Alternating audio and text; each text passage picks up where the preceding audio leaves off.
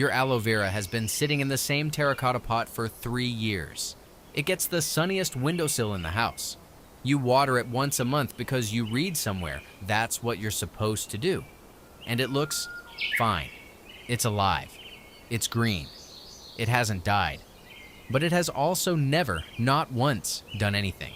No pups, no height, no drama, and definitely, no flower. Here's what nobody tells you. An aloe vera that is merely surviving is not the same thing as an aloe vera that is anywhere close to blooming. And the difference between those two states is not luck, not magic, not the particularly good energy of a specific room.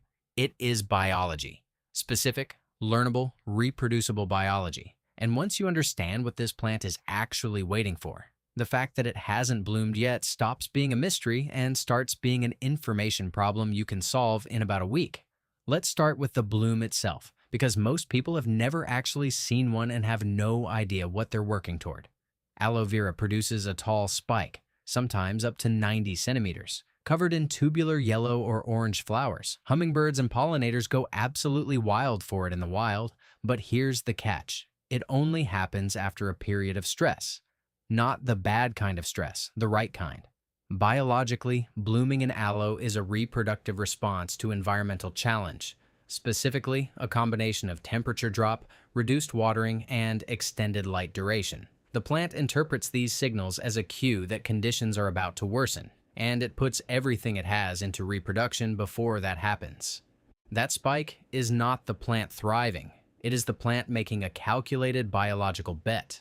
And if you've been keeping your aloe comfortable and consistent, same temperature, same water schedule, same everything, you've accidentally told it there's no reason to reproduce. You've made it too cozy to bloom. And here's the thing, this is where it gets genuinely counterintuitive. The fix is not to give your aloe more of anything, it's to give it less. For about 6 to 8 weeks over winter, you want to move it somewhere cooler, not freezing, not outside in a frost, but somewhere that drops to around 10 to 15 degrees Celsius at night, like an unheated spare room or a cool garage with a window. This temperature differential is called the cold stratification cue, and plant physiologists have documented it across dozens of succulent species. It's the biological equivalent of the plant checking the calendar and realizing it needs to act now. Stop watering almost entirely during this period.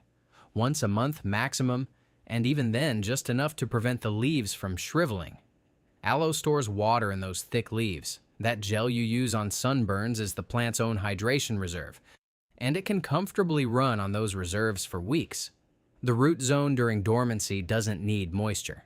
What it needs is to sense absence, because once you slowly reintroduce warmth and water in late winter or early spring, the plant's hormonal response changes dramatically. Auxin levels shift, cytokinin production increases. And if conditions are right, the center of the rosette starts doing something it has never done in your care before. It starts reaching upward. Right, but here's the part most people skip. The cold and dry treatment only works if the plant was root-bound going into it. And here is where the whole picture snaps into focus. Because root binding in aloe is not a problem. It is a prerequisite for blooming. Aloe vera that has too much room in its pot keeps putting energy into root expansion. It's still in exploration mode. It's still saying biologically that there's more territory to establish. A plant in a pot where the roots are gently pressing the sides has stopped doing that. It's settled. It's finished establishing. And that shift from expansion to consolidation is what primes it for reproductive behavior. Which means if you've been repotting your aloe regularly because the roots looked crowded. And look, I repotted mine 3 times in 2 years wondering why nothing was happening. You were resetting that biological clock every single time. The plant needs to feel like it has finished building its foundation before it will invest in a flower spike.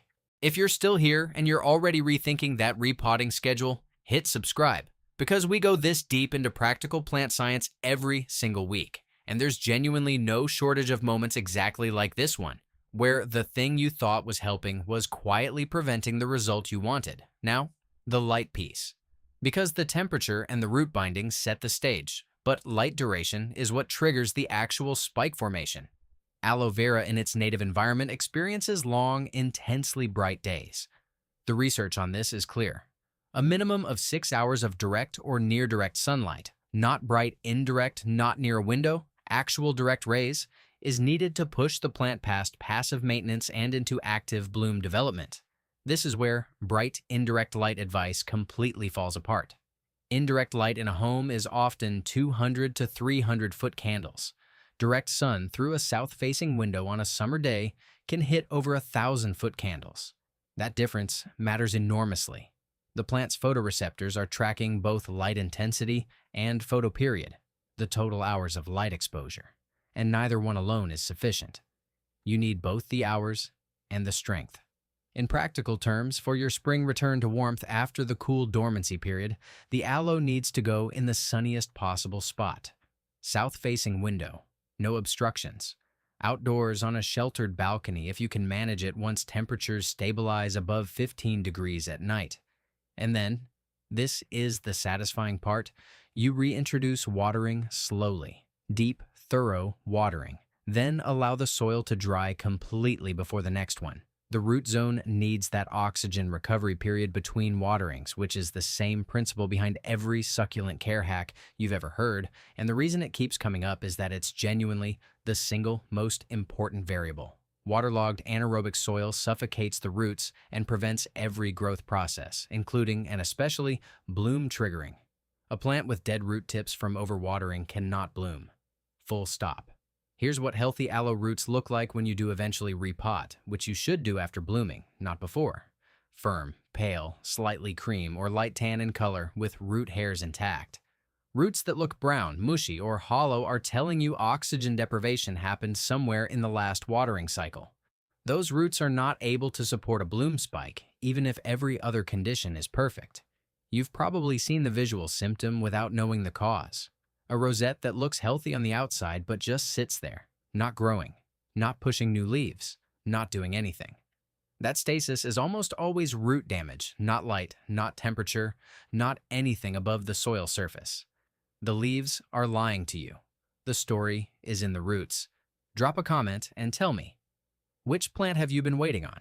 Because I'd guess more than half of you have a blooming plant in your home that's one dormancy period away from doing something spectacular. And here's the piece that brings all of this together. The thing I find genuinely amazing about aloe vera in particular, it can sit on your windowsill for years, storing up resources, developing its root system, waiting for the right combination of signals, and then in the space of about 6 weeks after the right winter treatment, it produces something you've never seen it do.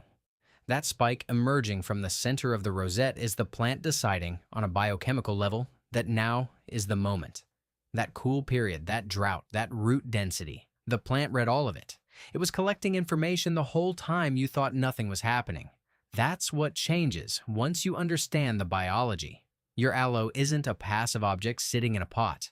It is running a continuous assessment of its environment, measuring temperature, tracking light, monitoring root space, deciding when to hold and when to act.